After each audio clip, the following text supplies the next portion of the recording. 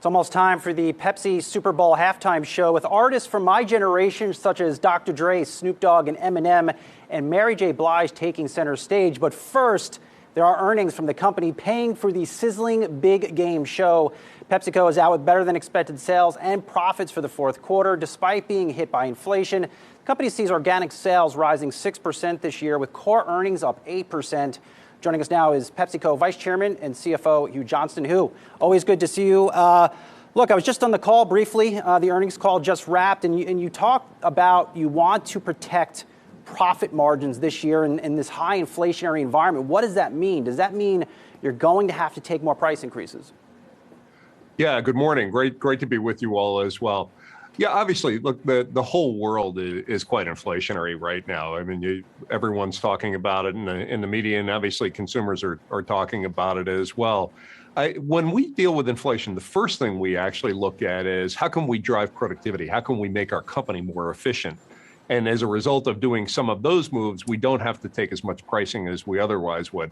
Well, with levels of inflation and commodities as high as they are right now, we clearly are going to have to take some pricing. Now, we've been investing heavily in our brands. We've been investing heavily in product innovation.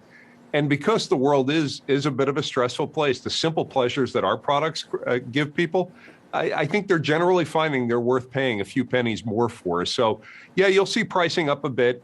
We right now are in a place where we should be able to keep our margins pretty well intact for the year. And as we get to the fourth quarter, we'll see if we have to take a little bit more pricing or not. We'll react to the facts in terms of what the prices of commodities are at that time. Is this the type of inflationary environment, Hugh, where you have to break that glass and try to push through 10% price increases this year overall for the year?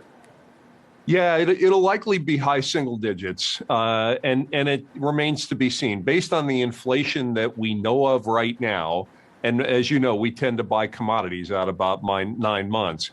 We've got our pricing in place for that. For the fourth quarter, we don't buy out to the fourth quarter until a bit later in the year. Once we have some visibility into that, we'll decide what the next round of pricing looks like, if any. But based on what we see right now, yeah, it's going to be high single digits to 10%.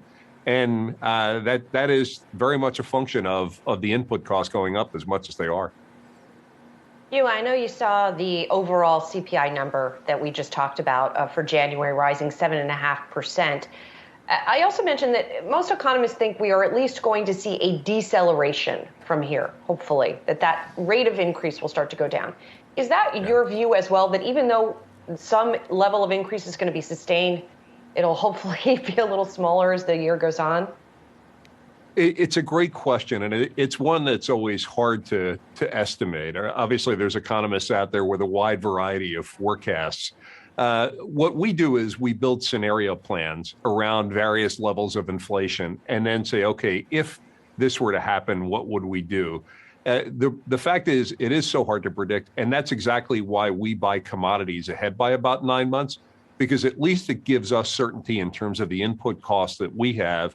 And to the degree that we have to take more pricing, we can do it in a thoughtful way. We don't have to react sort of in the moment. So candidly, hard to guess whether inflation will come down in the second quarter, third quarter, fourth quarter.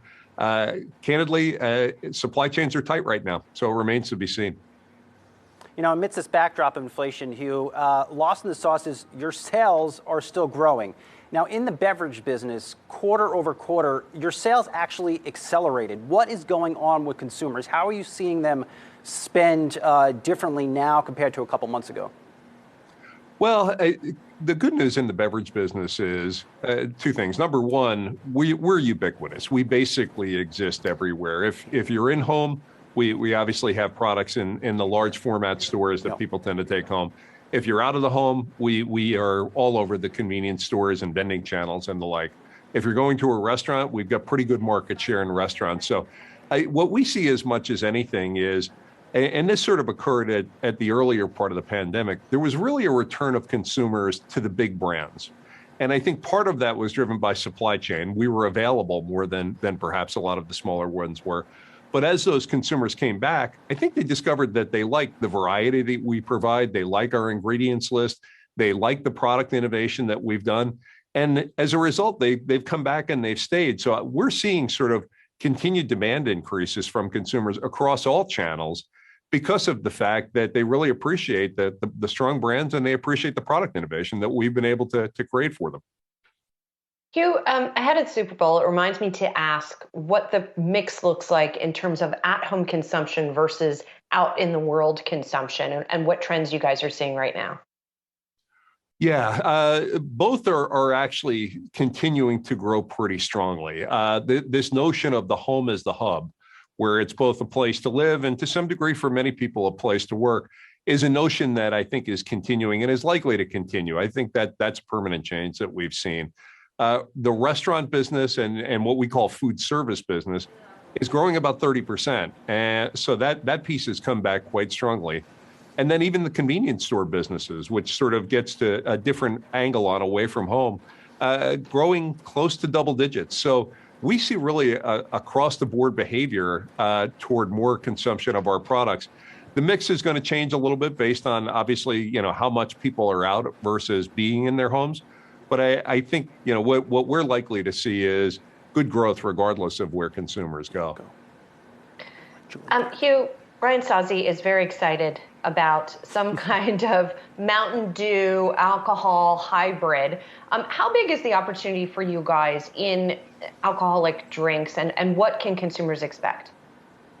It's a great question, and we have a terrific collaboration with the Boston Beer Company to leverage our brand, the Mountain Dew brand, and their expertise in producing low alcohol products. And frankly, I'm excited about it. I'm optimistic about it. This is our first foray into this area, so I think we're going to learn as we go. I don't really know how big it can be yet. The second piece of it for us is we are building a distribution capability so that we can actually bring these products to market. So, we basically get the product from the Boston Beer Company. They produce the product, and then we put it on our trucks and we bring it out to the marketplace. That's a separate but perhaps interesting growth opportunity that we're going to learn about over time. The market is obviously quite huge. How successful we're going to be in it remains to be seen. Okay, lastly, Hugh, really quickly, Super Bowl pick, and who are you most excited about in that halftime show? I'm excited about all the performers, so I couldn't be happier about the halftime show. More than anything, I'm rooting for a good game. So we have a lot of Rams fans and we have a lot of Bengals fans who like our products, and we love them all. So I'm not going to make a prediction on the game. I'm just rooting for a great game. That is a very diplomatic answer. I like it. Hugh Johnston, good to catch up with you. PepsiCo CFO and Vice Chairman. Thanks, Hugh. Appreciate it.